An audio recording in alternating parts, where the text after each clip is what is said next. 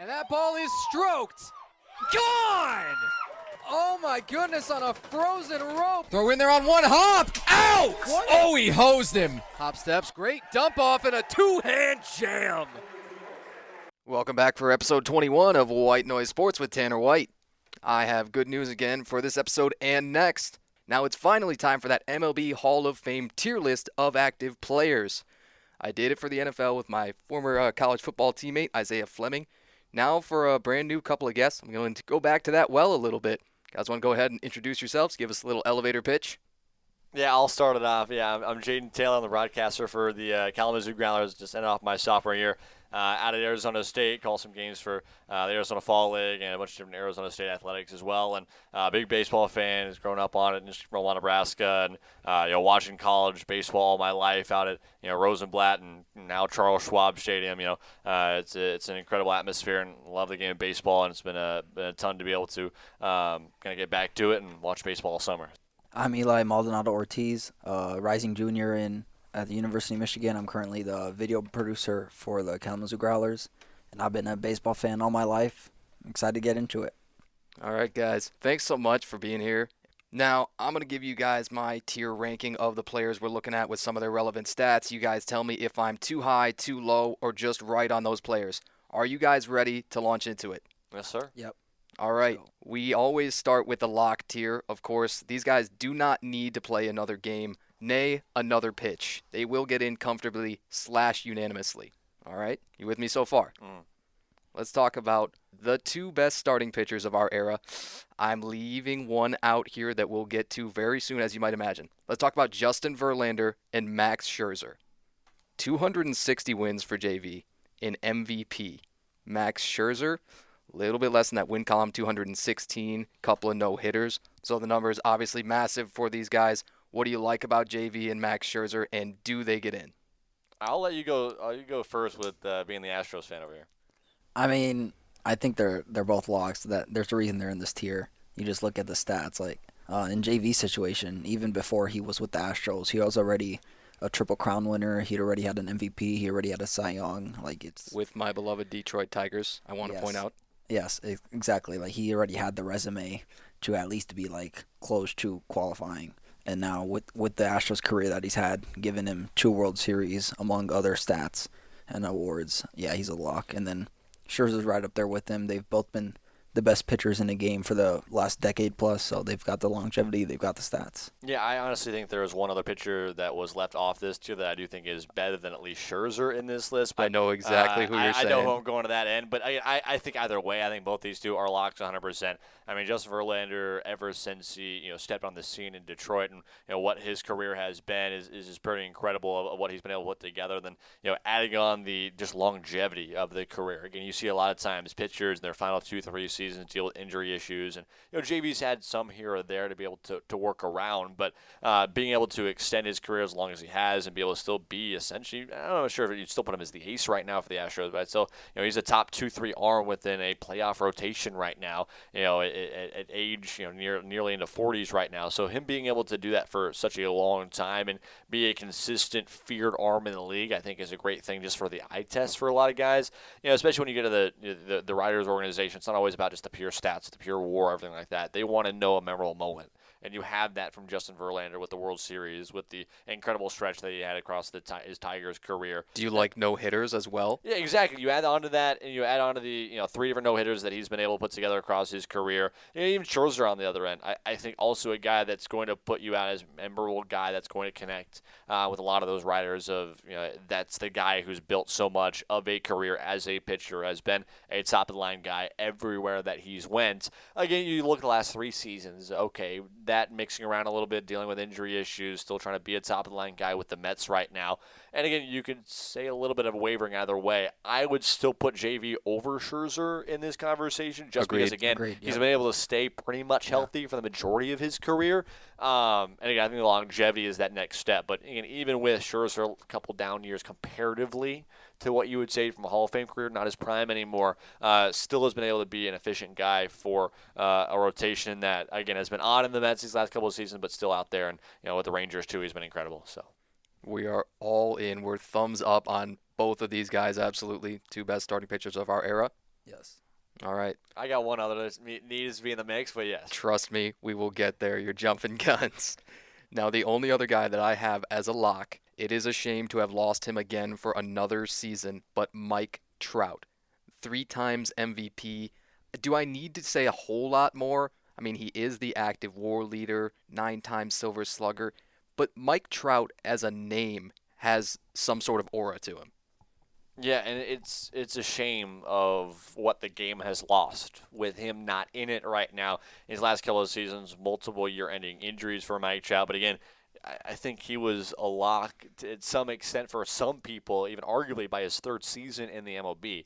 I mean, he's coming out there just an incredible, career that he's been able to put together. Again, you already put it down there, just the active career leader in WAR. He does it all. I mean, he is the definition of a 5-tool player when you look at it from a scout's perspective in every single way. He can run, he can hit, he can field, he can hit for power, he can do anything that you need of him. In my personal opinion, I don't think there has been a better overall player in the game of baseball ever, just because of all the tools that he brings together. I really don't think so. You look at Barry Bonds, what he's been able to put together. I don't think the longevity of his career, again, even playing out there, again, you got to give out the fact that, again, Trout's been injured a lot these last couple of seasons, and you hear lingering issues of will he ever be back to that same type of player due to those lingering issues. But when he's out there and when he's at his best, there is not a better player that's ever played that can do everything that he can. Simply, there's just nobody out there I think that ever has played the game that is to his level, and I think he's by far and away the one person in this game that is the most, the lockest of locks, if you want, right there, is Mike Trout. Yeah, I mean, this guy had multiple MVPs before he even got out of his rookie contract, and he's been with the Angels, right? Like, who's to say he'd be even more of a lock if he was with some other team that had at least gotten some decent playoff success, some more eyeballs on him in October, in November maybe. Like, he's doing all this with the Angels, who have been one of the most dysfunctional organizations in the past, like, decade plus. Yeah, it's a true story. The Angels have Trout and Ohtani, and they can't even, like, sniff the playoffs. So it just shows you how good his stats are to where his team has been so bad that everyone knows he's still a lock. Congratulations, guys. You have convinced me as if I were some sort of omniscient narrator, but I think you guys covered it wonderfully. And Mike Trout, absolutely thumbs up on this guy. All right, now we move into virtual lock tier. These guys are already accepted by the media, the fans, by Jaden, most importantly, as Hall of Famers, even if the stats, the character, the on-field issues, or things like that might suggest otherwise. It would be hard for these guys to mess it up. Now, we're going to get to some of the guys that I know you really wanted to talk about. A pitcher, of course, a starter who we haven't gotten to yet, but trust me, he's coming. First of all, with position players, I want to talk Joey Votto, Mookie Betts, Aaron Judge. We'll let the names speak for themselves, and then we'll get into the stats a little bit, if you will. What do you guys think of this trio?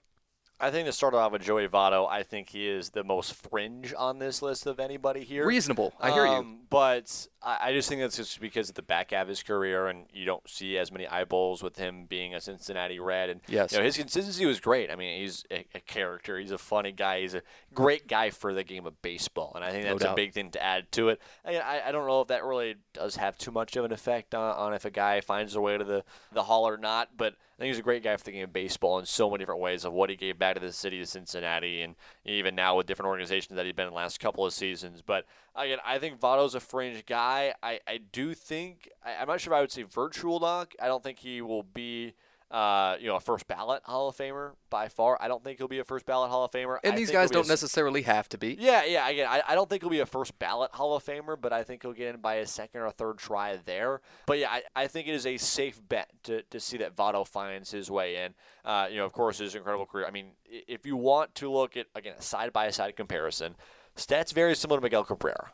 Again, maybe not the Triple Crown, certainly. The home runs, a little bit down, the extra bases. Exactly. But the ability to get on, the WAR comparatively to Miguel Cabrera, similar, a little bit lower, of course, but similar in terms of those two's careers. So I think if you want to do it from a comparison perspective of looking, okay, who's a guy that I know is going to be in, to say, okay, he's similar, he's around this mark. I think Miguel Cabrera is 100% a lock and no longer active, but 100% going to be in that fact. Yes. And again, I think some of it is because more so the awards that Joey Votto doesn't quite have. But I think Votto's a fringe player on this list. Again, I think for me, not a first ballot, but I think a second or third ballot, 100%. Do you like Mookie Betts as well as Aaron Judge above him? I do. Well, I would say I do because of Mookie. I'm not so sure about Judge yet, just because I think he still needs at least a year to play. Again, if you told me done today, over with, right? I think you look at, okay, the early career that got shut down because of injuries, the Grady Sizemore examples, right? I don't think there's anybody close to Aaron Judge to that perspective, but I think he's going to be a Hall of Famer. I think right now, if he ended his career right now, I don't think he's a first ballot Hall of Famer right now. But again, I think you give him 2-3 more years of very base production. If he plays the game 2-3 more years, it's no question that he's going to be in that type of spot. I just still think it's a little bit young. I think you find yourself into the 30s, you get yourself, in through, 10 full seasons of contracts for him, and I think it's a guarantee. But right now, I think Betts has a more likely opportunity if the game ended right now and both those two were done. I think Betts it's incredible what he's been able to put together at multiple different organizations. Already a World Series winner, fifth active in WAR right now. How much do you value an MVP award? Yeah, I mean, I put a ton into an MVP award. Agreed. I mean, what he's been able to put together, already with the Red Sox and now already with the Dodgers, his ability to move around different places. The Dodgers have forced him to kind of be a second baseman, at times even a shortstop this year, which didn't work out too well. But at the end of the day, I think Betts right now I put above Judge just because of, again, he's already had the longevity of his career. But then I put Judge right behind there. You give him 2 more years of base production, no questions asked. Yeah, I mean, for me, going back to Votto, talking about someone that you'll look back on in 10, 15 years after their playing career, I feel like Mookie Betts and Aaron Judge are just more memorable. Okay. Now, and that might be a hot take, but that's just me. I just I don't know. Votto's always gone under the radar for me. Obviously, his stats speak for themselves. He's really good. Like you say, he's in his virtual lock tier for a reason. But for me, I would put Mookie Betts and Aaron Judge, assuming they play a couple more years at a similar rate to what they've been producing at. I think they do go in the Hall of Fame before Votto in terms of first ballot, second ballot. So we're still thumbs up on all 3. Do you think anybody needed to move down? I'm not so sure if I put Joey Votto outside of the virtual lock tier. I think a fringe tier, I think, would make a little bit more sense. But again, I do think Votto is in that spot most likely. If you're going to put these 3 in this spot, I think there are people that are more virtual locks. You do, that are active. That are active than Joey Votto, yes. Really? Yes. I am surprised by that, but hopefully we'll get more into it. Yes. And we've already talked about the pitcher that I'm continuing to push. I think is a higher spot than Joey Votto right now, yes. Well, the good news is now we can get into it. The first pitcher I want to talk about a little bit, believe it or not, going to be one of very few relievers on this list, Aroldis Chapman. The guy still with the fastest pitch ever recorded, the most career strikeouts by a left-handed reliever, just set that record this year. 2.60 career ERA, 7-time All-Star, not even a full-time closer, and yet his effect on sort of the way we think about relief pitching, he's changed the game. I forget this guy's 36. Right. I mean, all the different teams now. Yeah, I mean, went out with the Pirates in his first season out there. I mean, he's bounced around a lot of different places, especially as a recent. But you look at his prime, 1.51 ERA in 2012. He was 5 straight years as an All-Star bid. I mean, even his years with the Yankees just continually bumped up. And you can talk about the postseason one way or the other, but his regular seasons have been incredible, and he finds his way into one of the best relievers in the game right now. I would also put Aroldis Chapman more likely in a higher spot than Joey Votto personally. Really? Just because I think it's a niche spot comparatively to a first baseman.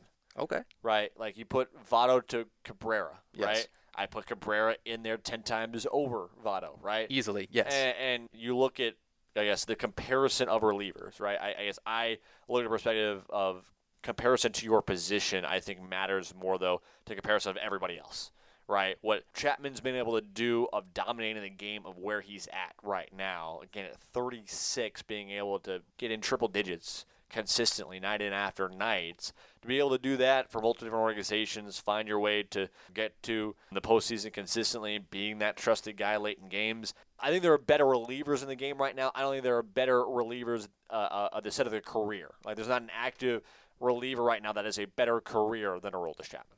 So if you are the best reliever in the league for, that majority or preponderance of your career, you're a Hall of Famer, you think? I think so. Like I guess you look at Joey Votto. How many years has he been the best first baseman? Arguably none. Has Very one few. MVP, but arguably none. Yeah, I would say 2, 3 at most. I mean, I think that's on the high tier, right? Again, like that's why I like when I look at the Hall of Fame perspectives. What were they at their position in the game?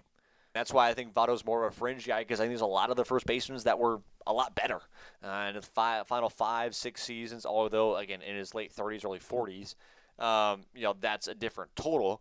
But again, I only think there's probably 5 years to where you can consistently put him as number 1 or number 2 in the game at first base. I think there's consistently year after year where you could say Aroldis Chapman is the best guy in the game in terms of closing down a ball game.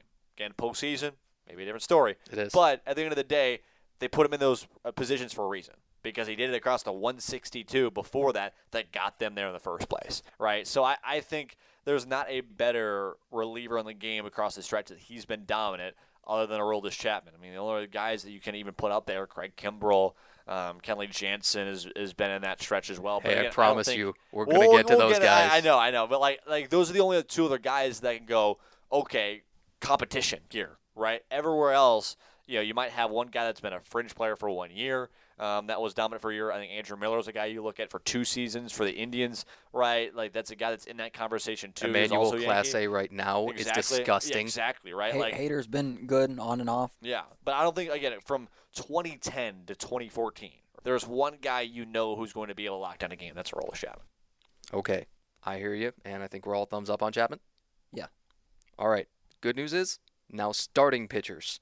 Clayton Kershaw, are you happy now? Yes, I'm very happy you're going to Clayton Kershaw. To me, it's honestly weird he's only won 1 MVP because I think Kershaw has been one of the most consistent pitchers in the game across a decade and a half. Same with Chapman. You can push away the postseason stuff. I get that. I think postseason matters in a Hall of Fame bid more for a sport like basketball or a sport like football to where that's so much more amplified. In a game that is baseball to where you're going out there 30 nights sometime a season, 25 nights a season, and you're trying to get consistent nights and keeping your body healthy for that long of a career. I mean, he came out as one of the best starters that Dodgers had seen in a long bit of trying to get them back to the postseason in the first place. Again, everybody's going to push down the postseason odds of how much struggle that he's had across his career, and whatever you want to call a 2020 championship, Mickey Mouse or not. Agreed. Right? But I don't think there is a more memorable name as a pitcher than Clayton Kershaw other than Justin Verlander and Max Scherzer. I mean, those are the 3 guys you think of when you think of the 2010s. I'm happy that we can agree he is probably third among that group, even though he has the MVP. Scherzer has just lasted a little bit better. Yeah, for me, it's the postseason stuff for me for Kershaw. Obviously, he's elite, but in terms of in that Verlander Scherzer tier, I've seen those guys put teams on their backs in games that they have to win in the postseason, and they succeed, and you can see that they've got the rings for it. Obviously, Kershaw in the past couple of years has been fading a little bit. He's still really good. It's just for me the postseason is just where he separates from the Verlander and Scherzers of the world. Yeah, I do understand you guys, both of you. Now, 10 All-Stars for Kershaw, the next guy up, and it's going to round out the virtual lock tier. This is a weird one, and he is amazing this year. Talk to me about Chris Sale. Not a virtual lock. Okay. Not a virtual lock. I agree. That was quick, but go ahead. No Cy Young, but he's very close. He he's very close. well may win the Cy Young this year. He very well could. And I think this year is a resurgence for that conversation about him being a virtual lock. And comeback player of the year Exactly. voting, by the way, is over. It is Chris Sale in the NL. There is no one else. Yeah, I mean, there's nobody else in that conversation right now. Again, he's had to deal with in the last 3 years, which, again, has been the question mark of why he's not a virtual lock. Again, Yes. I think if you had him for 3 seasons as a consistent number 1 or number 2 guy that gave you consistent innings and even had down years compared to his prime, I think he's 100% in that list right now. But due to the injury issues, due to the fact that we've seen him in and out of the game and the inconsistency across the last couple of seasons of him being out there on the bump, I think, again, pushed him down to being outside of a virtual lock. Again, I put Clayton Kershaw over him. But, again, he's also never won a Cy Young. He has been able to be there better in the postseason, though, of course, with the stint with the Red Sox and winning a World Series. But, again, the longevity is the question right now. Yeah, I think you agree. give him 3-4 years, right? And he stays maybe not to this year's production, but you get a Cy Young this year for him, and you keep him as a number 2, number 3 guy for each of the next 3 to 4 years, I think he's in that conversation 100%. But this very moment, if game was done, he's not there, and he does not get that Cy Young this season, I do not think that he is 100% a lock. I think he'd be a late ballot guy that could find their way on. But again, the injury issues are too much for me to go, pull the trigger right now. Yeah, Okay. the longevity is the issue for me. I mean, like, besides this year, when's the last time we'd heard of Chris Sale, like, not in an injury-related matter? 2020? Like, yeah, Yeah, it'd that's a been good years, point. right? Like, obviously, with the Red Sox, that stretch he had, he was, like, the best pitcher in the game, right, for those couple of years. In the playoffs, he did it. He did what he had to do. It's just the longevity's not there. You can't be elite for, like, 5 years, but you also have no Cy Young. You also have no MVP. Like, you got to either have to be, like, super, super, super elite, or you can be really, really good, but you got to have longevity with it, and he's just not there right now. Okay, I hear you guys. Let's vote now. Thumbs up, I think definitely on Kershaw. There's nothing he could do to screw that up. Chris Sale, I am going thumbs down for now, with the caveat if he wins the Cy Young, it's going to be a lot closer. Yeah. Yeah. And he's with the Braves, so they could do something in the postseason that'll help his case a lot. It does help. Agreed. Next up, we're going to one more year tier. It's a little bit wordy, but basically this tier is guys who need that one more year of top tier or record-breaking production to become a virtual lock. It's funny, Jaden.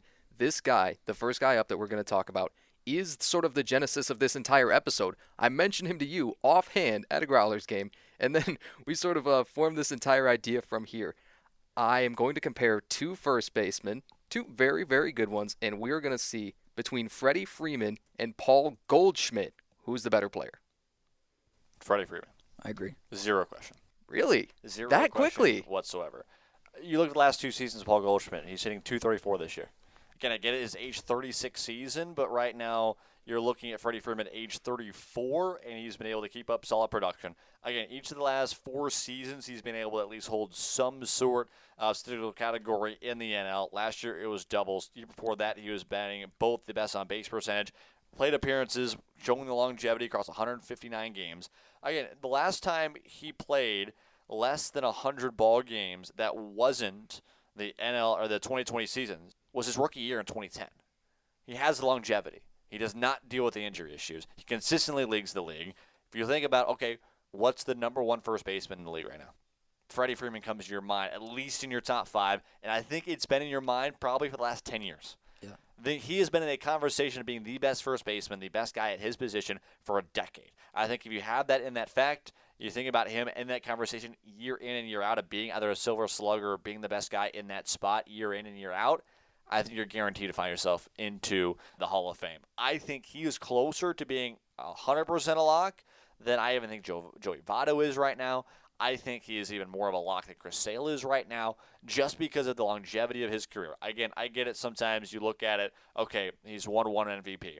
What is he able to do the long term compared to Paul Goldschmidt, who, again, at times had that better prime in the later years of his time with the Diamondbacks and moving into his time with the Cardinals. But again, I think every single year you think of, okay, what's the best first baseman out there? I think it's Freddie Freeman. I think you've been thinking of this since 2012, which is 12 straight years of him being one of the best guys out there and a very feared hitter. And especially now with the Dodgers, you had him with Shohei Ohtani and Mookie Betts. You look through that lineup. I mean, you have nobody to protect anybody. I mean, you have nobody that you can go up against and go, okay, here's an easy out, or I can get somebody down. And you add him to that lineup, he's even more potent because he's loose. He's 34 and loose and comfortable and being able to hit as much as he wants to right now. He has that production. I think Freddie Freeman is nearly as much of a lock right now as just about anybody above this list. Yeah, I mean, you look at the stats, like, even comparing them, they both have the MVP. Freeman's already got one more All-Star appearance than Goldschmidt, and he's younger. He's a couple years younger than him. Home runs, they're virtually the same, especially considering Freeman's a couple years younger than him. And Freeman's also got more postseason success recently with the Braves, even with the Dodgers hasn't been as successful, but that's also not completely been on him. You just look at the Braves run he had in 2021 when they won the World Series, in 2020 when they went almost all the way. Freeman's just, I think of Freeman before I think Goldschmidt in terms of first baseman. Okay. Allow me to counter and why I don't know that necessarily either of these guys are locks yet, hence why I found them here. The most dominant, most productive first baseman, and overall hitters of their eras, of which these guys were both contemporaries. I think a Jim Thome, 600-plus home runs. I think Miguel Cabrera, let's say Carlos Lee and Adam Dunn, Paul Konerko. When you add up the traditional counting stats, which we know that the Baseball Writers Association loves, most of these guys surpassing them in a lot of things. Now, not average, not OPS, but things like on base, the home runs, the RBIs, those guys will likely end up above Freddie Freeman and Paul Goldschmidt there. Yeah, I get that entirely. I think you look at Miguel Cabrera, who, again, I think is way more of a lock than Freddie Freeman is, 100%. He is first ballot. I think there is no argument there, yes? Yeah, no, not at all. Not at all. He's a first ballot Hall of Famer. Again, I think your standard of what, the unanimous selection is, he's not that. Yes, true. Again, just because what that is, in terms of baseball, just only having Mariano Rivera in that spot, I don't think there's anybody else right now. Again, maybe if Mike Trout comes back fully healthy and gets another 5 to 10 years of legitimate production, maybe he's the only other one to get a unanimous selection. But, again, I understand your point there, which, again, all of those guys, I think, find their way into a Hall of Fame spot. But, again, I think Freddie Freeman still probably has 4 or 5 years, bare minimum, of legitimate production. And, again, I think you look at him being able to play as long as he has, the longevity of his career, being able to put together all that he's been able to do. Again, the statistics in a couple different spots, again, are going to be a little bit lower. I think the batting average is going to be better. I think he's going to be able to find his way on base a little bit more. And you mentioned the OPS as well. Will probably be better than that group that you mentioned already. But, again, I think you mix in the eye candy test of, okay, what did he do for the game? I honestly really do think that plays a little bit of a factor of what he built into the game apart as a player. I think Freddie Freeman, throughout his time as a player, was one of the most feared players in the game of baseball to be able to go up against at the plate. As a Marlins fan, watching him on the other side in Atlanta, I would hate matching up against Freddie Freeman. Any single chance in a late inning spot, he's going to get you a double down the line. He's going to put some down on the gap, or he's going to put a little flare that somehow drops down third baseline and gets you 2 runs. Right, he is going to force you to make mistakes defensively every single night. And again, those are small intangibles, right, that not every writer sees. They see the baseball reference page. They see the page that's in front of them, right? But I think Freddie Freeman, just from the longevity perspective, how long he has been one of, if not the best players in baseball, especially one of the best, if not the best first baseman in baseball, I think that puts him into the spot of pretty much being one more year tier, like you mentioned, or maybe even at this spot right now, being a true lock. I was just about to get to that. Would you like to see either of them moved up? I think they're good where they're at right now. Yeah, I think you could have an argument for putting in Freeman as a virtual lock. Okay. I really could, just because of what he's been able to do, playing the amount of games that he has. Again, he's playing 140 games in all but 4 seasons of his career, and one of those is 2020. That was his MVP season. Exactly. And for that, I hold it slightly against him. I apologize, but I do want to disclose that's the one MVP Freddie Freeman has, is the 2020 60-game season. Yes, and again, you add on to that of what he was able to do, batting .341 across that 2020 year. Again, I get it, Mickey Mouse season, you want to call it. At the end of the day, they played baseball. They played the game. For an average perspective, I think if you look at an average and OPS and on-base percentage, I think you can respect that a little bit more sometimes than you can, the pure base hits or what you're able to do across that time frame, just adding on to that, of course, just playing 60 ball games. But again, I do think, everybody else had to play 60 games too. What do they do during that time span? What were they able to do during that stretch to get in that spot, right? Team accomplishments, I think, again, can be a little bit less, right? Because you can get hot at one point. Right, you can be the best team in baseball for 2 months, and then be the worst team in baseball for 2 months, and somehow can find yourself in the postseason. Right, in a 60-game year, I think a team accolade is less memorable in a 60-game year than a personal accolade. Right, Freddie Freeman, again, everyone else had to play 60 games too. Freddie Freeman was the best player across that 60-game time span, and I think showed off extremely well. Overall, again, you look at the other end of the team accomplishment. Right, a team got hot at the right time. That's what got them to that spot. Again, there was also more teams that got into the postseason, so you had kind of a longer stretch and more different teams that you had to go up against to find a way to get into that final spot and find your way to win a World Series. So, again, I think the MVP being that 2020 year, again, I get the fringe ideas with that and the push away from that. But, again, I think what he's been able to do across the entirety of his career, the fact that he finally got that MVP in 2020 is surprising to me that he hadn't gotten that beforehand with what he's been able to do in his career. But again, I think that's just kind of the cherry on top, in a way, of the incredible career that he's already had. I think they're both in the right spot here. Like looking at Joey Votto, Mookie Betts, Aaron Judge, like in terms of like Hall of Fame, whether they're making it or not, Freddie Freeman, Goldschmidt are a tier below. Okay. So I like where they're at. Yeah, I'm with you guys on all of that. We're going to keep rounding out infield. A lot of infielders coming up here. Let's talk about Salvador Perez, who I love. He has the most home runs in a season by a catcher with 48, closing in on 300 for the career, 9-time All-Star. His defense perhaps a bit overrated with 5 gold gloves, but in terms of some of the best catchers of our era, he's a guy that I love. Yeah, I mean, he's, again, a great guy for the game. I think it's the easiest way to show it off first, and already a World Series winner as well. I definitely think he's a year or two down the line of consistent production to be able to, get into that spot. Again, he's going into his age 34 season right now. Again, still able to put together consistent production. I do not think that he is a Hall of Famer at this very moment. I think he needs Yes, definitely not. Agreed. At least 3 more consistent years of a year like this. I don't think if he has 3 more years of down years, or if he has 2 more years of injuries where he's only playing a couple of games here and there, I really don't think he's in that conversation, truthfully, to make a Hall of Fame vote for him. I think he needs 2 to 3 legitimate more years of being an all-star, being one of the best catchers in baseball, top 5 best catchers in baseball, to be able to do that. That would be my personal opinion. I think he needs 2 to 4 more years of being a top 5 catcher in baseball to be able to put himself in the Hall of Fame. Okay. We're going to get to one other catcher on this list, another active guy who's somebody that he's a Tiger killer, which is why I kind of have to hate him, but he has some similar stats to Sal Perez that we'll get into later, and you might be able to guess who it is. Other infielders, Nolan Arenado, Bryce Harper, I'm now including as an infielder, although that's kind of a cheap one, I admit, and Jose Altuve. One of us is very excited. Let's talk about... Going on Altuve. Please start with Altuve, Eli. I mean, I think the way he's playing right now, like he's still batting over 300 in the season. He's what, like in his late 30s. He just signed a 5-year extension this past winter. He's going to be an Astro for life. He's been producing since he got into the league. He's been one of the best second basemen for a decade plus now. He's got the MVP. He's got the 2 rings. Even if you think the 2017 one doesn't count, he still got the 2022 one. And we all talked. We've thrown this idea around a little bit. I don't believe that Altuve cheated. Of course, I know that you don't as well. Yeah, I mean, you can talk about the jersey, the whole jersey thing, the fact that even if he didn't cheat, he still should have been vocal about how the rest of the team, like you can't be cheating, can't be doing I still stuff. think he cheated, but yeah. But like, and we're all entitled to our opinions here. Yeah, no, I'm just gonna say I think he cheated. Yeah. Okay. But like getting that out of the way, like the stats speak for themselves, the longevity speaks for themselves. He's a really good offensive player. He's a really good defensive player.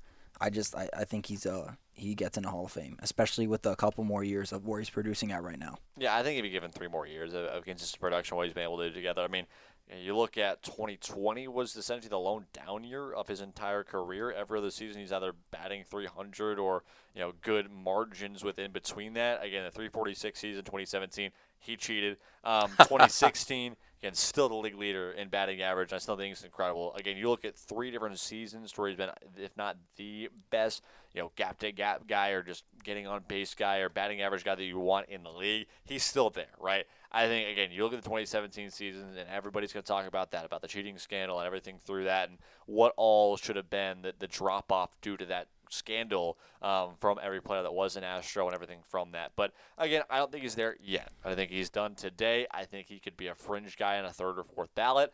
But I think you give him 3 more seasons, you get him to, again, that end of the 5-year contract to where I think you give him 5 more seasons, get in the end of that contract, and he's hitting a combined 280, 290. Beyond that, is able to play consistent 120 games each single season. Beyond that, I think guaranteed 100%, no question he's in there. Yeah, I mean, you look at his play style too. Like he's got power, of course, but he's someone who's a more contact guy first, and he plays second base. He's not going to need to be like his athleticism isn't a priority in order for him to produce still. So the way his career's been setting up, I think he gets in. And especially the second baseman too. Again, you look at Pete Rose, what he was able to do for so many years. Whatever your feeling is on Pete Rose being in the Hall of Fame or not, that's a whole different discussion. I've actually been watching that HBO series. That's what I'm going to be doing right after this, is watching the rest of that HBO series. That's been really, really fun to watch. Is kind of that dichotomy of his mental situation on all ends is definitely interesting. But again, you look at another third baseman, second baseman, that type of role, of a guy that's been in a situation like that can play in such a gap to gap style of guy. I don't think there's anybody better looking towards that than Jose Altuve, at least in the current game, that's been able to put together consistent seasons. So again, his prime's gone 100%. I mean, 2015 through 2018 is his prime, but he's in the back half of his career, and again, he's still a legitimate hitter, and he's still a guy that you want every single night. Can you give more, 5 more seasons of legitimate production, 2 seasons of, okay, he's on the roster still and being able to be a true guy out there each and every single night, then yeah, I think no question. But right now, he's not quite there yet. Okay. Now, 2 incredibly different styles of player in Nolan Arenado and Bryce Harper. I think Arenado, probably the best defensive overall player of our generation. He's got the platinum gloves, I believe 6 of them. 8-time All-Star, 5-time Silver Slugger, so his bat is not bad at all. Second in active D-WAR to Mike Trout, the defensive WAR. And Bryce Harper hits a bunch of tanks, is really angry. Incredibly different styles of player, get it done in super different ways. But I think both have to be Hall of Famers probably, and with 1 more year, we'll both be in. You just look at Harper, you talk about what he's done for the game. You can't really count that as a stat, but in terms of in the Hall of Fame, he's grown the game exponentially. He's been one of the most famous players in the game for the last decade now. He was one of the highest touted prospects ever in history. Yeah, coming out, and with all that pressure on his back, still produced. He's still been one of the best players in the game, whether it's been in Philly or whether it's been with the Nationals. He's got the ring. He's been to multiple World Series. He's got the unanimous MVP in 2015. He's been slashing everywhere. He's got power. And even with the recent injuries that have prevented him from being in outfield, now he's a first baseman / DH. And that's why I put him in this infield here. Again, that's cheating. It's very cheap of me, I admit it. He's still been producing, and he's just got that feel to him that you're like, oh yeah, this guy's in a Hall of Fame. I still think it's odd to me that he's only led the National League 1 time in home runs. Good Now, point. back in 2015 with 42, but Good point. I think. You think of Freddie Freeman, right? Is he a top 2 to 3 first baseman every single year that he's been the last decade? Outside of him being a first baseman / DH the last 2 to 3 years due to the arm injury, has Bryce Harper been the best outfielder, or top 5 outfielder in the league each of the last 8 years, 10 years? I think so. I think he's in that conversation year in and year out. Maybe in a mix in a couple other seasons, 2022, not as much, a little bit in with the arm injuries as well, but I don't think there yet. I really don't think there yet. I don't think if his career ended right now, I don't think he'd be a Hall of Famer. But again, I think you give him 2-3 seasons of being a middle-of-the-order guy for Philadelphia. You maybe get him another ring, then I don't think there's a question. Or you get him another ring, I don't think there's a question. You give him 5 more seasons of legitimate production. Again, the guy's only 31 right now. Yes. I think you got a lot more time to be able to build, a lot more time to be able to get that longevity right that we talk so much about. I think even more so with pitchers at times and even hitters. We'll see how the injury affects him, in long term. Is he going to truly be an outfielder? Is he actually going to get the surgery done? Is he actually going to fully go over and try to go back to the outfield, or are they going to keep him at first base? I'm not sure if that's going to really play as much of a factor in simply where he plays, if he should be a true Hall of Famer. But I think how it affects his play style and how it affects his bat could be an issue down the line if that does not get better, if he does not stay to his normal production that he's been at least able to do this season. Okay. Here comes big vote for all of these infielders, all right? We start with Freddie Freeman and Paul Goldschmidt. I say up on both, thumbs up on both. Let me hear you. Yeah, I agree. Okay. Now Sal Perez, Arenado, Bryce Harper, Altuve. I think up on probably everyone but Sal Perez. I go no to Perez. I actually want to go back. I actually say no to Goldschmidt right now. Okay. This very moment. Fine. I'd say no Yes, to Goldschmidt I right hear you. now. I would go yes to Bryce Harper. I would go yes to Jose Altuve. I do not think right now will Nolan Arenado be a Hall of Famer. I think within 2 years of him still playing the game, I think he will be. Again, just got to play the game. I think there's a longevity factor of how many years you can get of contract time. I think Arenado gives yourself 2 more seasons, 100% guaranteed, going to be in the Hall of Fame. But I think if his career ended right now, he's going to be like, okay, a fringe guy on that back end just because of how good he was for those many seasons. But how many more does he keep going towards? How many could he have gotten to, right? I think if you're going to go this list of this infielders, I think you go Harper. I think you go Altuve. I think then you go Harper, and then Arenado, and then, Perez, I think, is the bottom of that list right now. I'm with you on that. Yeah. All right. I agree. We head to the final couple of pitchers, going to round out the one more year tier, and one starter and two dynamite relievers. Garrett Cole, Craig Kimbrell, Kenley Jansen. You've got Kimbrell and Jansen first and second in active saves, and of course, Garrett Cole is generationally disgusting. Although the numbers, if you look at them, they're a little bit interesting and not quite what the dominance might think by the eye test. Yeah, start with Cole. I don't think he's there right now. Agreed. There's just like you talk about longevity with all these guys. This guy's got like almost like no longevity. Like he's been good for what, like 4 or 5 years now. Yes, he's got the one Cy Young, but like he wasn't really good until he joined the Astros, and that was 2018, 2019. So he that's again like 5 years. He's been good with the Yankees this year. He's stepped down a little bit, but Injured, similar to Kershaw, right, where he's just struggling to come back. Yeah, exactly. And he's got good stats everywhere across the board. He just has no longevity whatsoever. Yeah, I don't think Garrett Cole's there right now, but again, I think you give him 2-3 seasons of what he had. Honestly, with the Pittsburgh Pirates, if you get a Garrett Cole that's an ace for a rotation that goes out there, I know Yankees fans that are not happy in any way whatsoever with Garrett Cole, and that feeling of how much money that he's making to not play as much as he should have.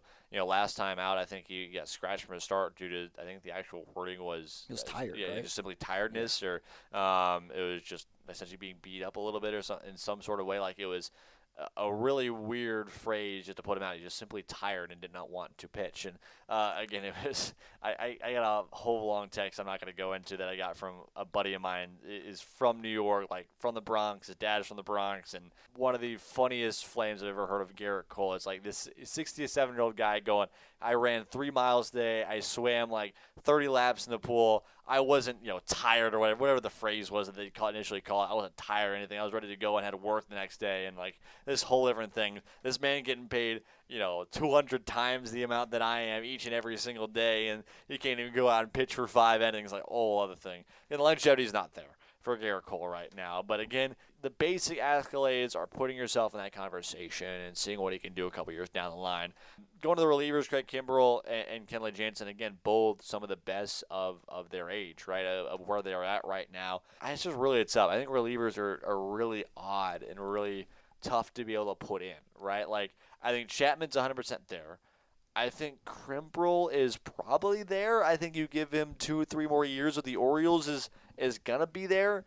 And again, Jansen's been, I think, under the radar the last 2-3 seasons. Like, I mean, I think Jansen has been better than I think people perceive him to be, honestly. Like, I think he's legitimately been the guy of the Boston Red Sox, right? But how consistently have they been in the postseason, right? How have they been able to get themselves back in there? He's going to go back as a Dodger maybe in a year or two's time, right? Like, how do they put themselves into those different spots? I don't know. Like, I'll be honest, I'm a little stumped on Kimbrell and Jansen. They're definitely not there right now.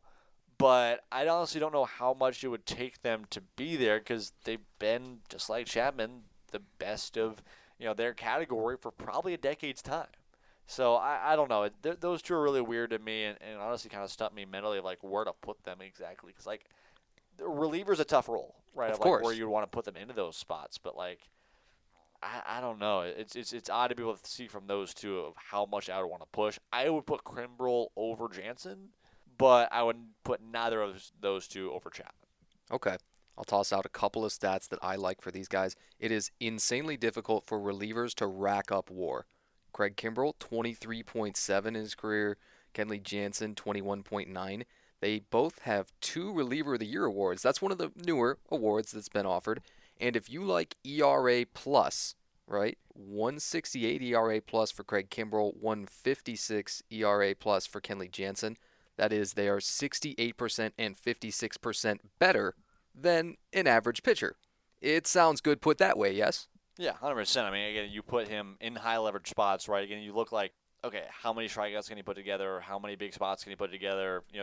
One bad outing is going to blow up a lot of your stats more so than anywhere else, and it's being able to put together true worth in terms of WAR, right, which is really just the true worth you are to a team to be able to put yourself out there each and every single night. I mean, again, that really pushes, that kind of totem pole a little bit further. Yeah, I think Kimbrel's closer to getting there than Jansen is for me right now. You look at their stats. Obviously, their stats are super similar, but like in terms of looking back at it, 15 years down the road, 20 years down the road, people are going to remember Craig Kimbrel a lot more, right? He's got the iconic pitch delivery that everyone remembers, and then Jansen, like, I mean, you can call me casual, but I haven't really heard much about him since like his Dodger days. I don't blame you. And what was that, like 2020, 2021, or his last years there? I just think Kimbrel's been in the spotlight a lot more, even though Jansen's got the more success in the postseason. I just think Kimbrel's up in the tier below Chapman, but above Jansen. All right. Would you guys want to move any of these around, maybe down to fringe tier of any of the three, and then we'll vote on them all? I think Cole's a fringe tier. Yeah, I agree. I'd move him down. Okay. I think Kimbrel and Jansen have, again, better stories to put themselves in that spot. And the odd thing, though, again, with Jansen is, like, again, he's not in the spotlight, but, man, he's been really dang good. Yes. I mean, he's a 3.05 ERA this season. He's got 20 different saves. He's been in the limelight for the Red Sox this year, but, again, they've just been in the mix of what is an absolute dogfight year in, year out, which is the AL East, right? So it is a tough division. it's just like it's odd to put him into that role because you see him in the Dodgers, right? He is that epitome of what is Dodger baseball, right? When he was out there, when they were so dominant, he was, again, the epitome of what the Yankees meant was Aroldis Chapman, right? Across that time span. He's the guy is going to come down to the ninth inning for the best team in baseball, right? For Kenley Jansen, or at least the best team in the AL, for the best team in the NL year in and year out of what you perceive to be that team, whether they were just by record or not, you perceive the Dodgers to be the best team in baseball, right? Consistently, probably the last 7 years straight. Yep. You think of Kenley Jansen. He's the guy that's going to shut it down right now. With him being the Red Sox, the spotlight isn't there. And is that unfair? Probably. Yes, honestly, probably. To what just his statistical base has been with the Red Sox. But I do think that is a point to maybe bring in a little bit. I mean, to some extent, right, of, okay, like how much has been in the limelight in these big spots, especially for a closer role. Postseason does matter a little bit. But, again, at the end of the day, I go back to what I said with Chapman. Bring yourself to the postseason. You need to be the guy 162 days out of the season. Longevity, I think, for a Hall of Fame nod matters so much more than what you did in the postseason, right? You're able to continue an incredible career across the regular season year in and year out. I think Jansen is 100% better than Cole in terms of that perspective, and I think Kimbrel is as well. All right. Time to vote Garrett Cole, Craig Kimbrel, Kenley Jansen. I think Kimbrel's second best reliever of our generation. I am thumbs up on him. Kenley Jansen, I am down, although he's really, really good. And Garrett Cole, probably not going to last long enough. I am thumbs down on Garrett Cole. I'm there as well. Yeah, I think I just have a feeling there's going to be something with Cole the next two seasons where it's going to get devastatingly bad of how much of a time frame he has left, right? Again, I mean, Garrett Cole's getting into he's 33 years old, right? That should be the time where you're pretty much still could be an ace if you want to be a Hall of Famer. Yes, agreed. Right. Again, still a good ball player is different than a Hall of Famer. And you're dealing with this tiredness right now. You're dealing with these issues right now and everything else that is already in the media bait that is New York. I think it's going to be tough unless he gets it turned around and goes out there more consistently and gets some more, really accolades underneath his belt. Yeah, is he a really, really good pitcher? Is he a dominant pitcher? Yeah, but no longevity. I don't think he gets in the Hall of Fame. Okay. I'm glad to see lots of consensus so far, but also lots of arguments. This is exactly right. Now we're going to take a quick break. When we come back, we'll break down the final three tiers. I hope everybody at home is ready to be triggered because I personally don't think a lot of these guys are getting in no matter what they do for the rest of their careers. Jaden, Eli, thanks a lot for entertaining me, coming in with all your opinions locked and loaded. This has been episode 21 of White Noise Sports with Tanner White. Thanks for joining us. And that ball is stroked. Gone! Oh my goodness, on a frozen rope. Throw in there on one hop. Out! Oh, he hosed him. Hop steps, great dump off and a two-hand jam.